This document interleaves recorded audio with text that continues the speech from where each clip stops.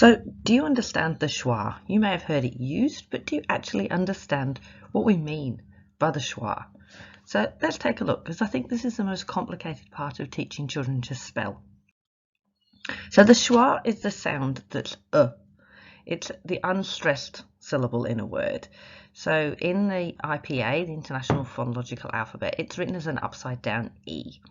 So that's the way that it will be shown in a dictionary, or the way you could sort of suggest to children they could mark it as maybe to show that they've recognized this sound.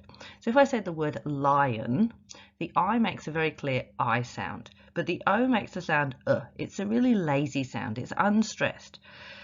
And it can, unfortunately, be spelt with any vowel letter, just to make it a little bit more complicated for the students. But there's a few things I can teach you here that will help you with that. So first of all, can we listen for the schwa sound? So as I said, it's found in the unstressed syllable of a word.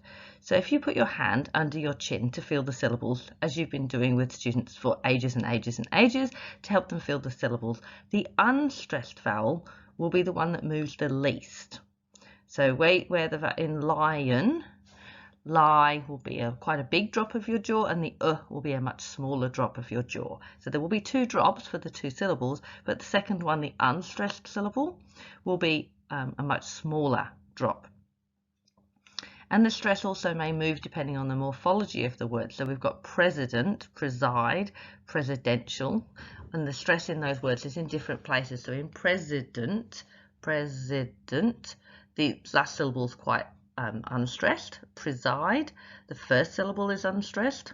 Presidential, that second syllable there is quite unstressed. So it can move depending on the morphology of the word. So students need to be aware of that, and so do you as the teacher. So let's have some examples of the schwa sound. So where we've got letter A, commonly that's perhaps at the end of a word like zebra or panda. Then we've got it in human. It's not human, even though that's the morphology. So the morphology is really important here in helping children. He's a human, and that's helping you with remembering that. About, along, and then at the end of animal, that AL, you get a very lazy on the end. If we're looking at the E sound, garden, travel, frozen, the second syllable there is unstressed, and the E is making the schwa sound.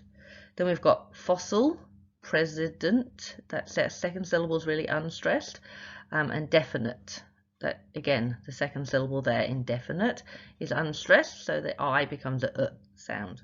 We already talked about lion, but I've got here freedom, where the sound, and parrot, so maybe when you're learning parrot, you think parrot to help you with getting the correct vowel in there.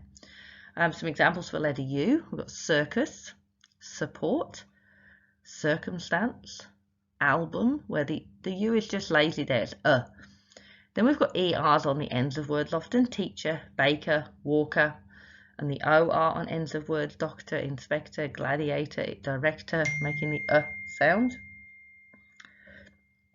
And then we've got the AR on the ends of words like collar, doctor, rectangular, caterpillar, and the URE, which is probably a phonogram that's taught less often, URE, but is quite common on the end of the words. I think it's on about 50 plus words. So URE, measure, picture, nature.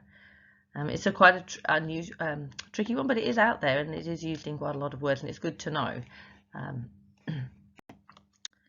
So how do we teach this for spelling? Well, first of all, can the child recognize where the schwa sound is? So the morphology can help here. So as we're looking at the suffix ER, it means the person who. So a teacher, what does a teacher do? Teach. So you're going to add ER. And also, as I mentioned before with parrot, we say words for reading and saying them differently to how we would say to emphasize that schwa sound in a word. So we might think garden, parrot, president, and we just stress those unstressed ones to make sure we can hear them, and we've got a little bit of a memory jog to help us with those. It is a tricky one to teach, but the morphology is really helpful here. Like if you're thinking about president, if you know the base word, then you can use that to help you. Yes, so preside, so I can hear all the bits in that, so when I do president, I know I've got to include those. Government, govern, So I can think, okay, I know how to do that, so then I can use that with other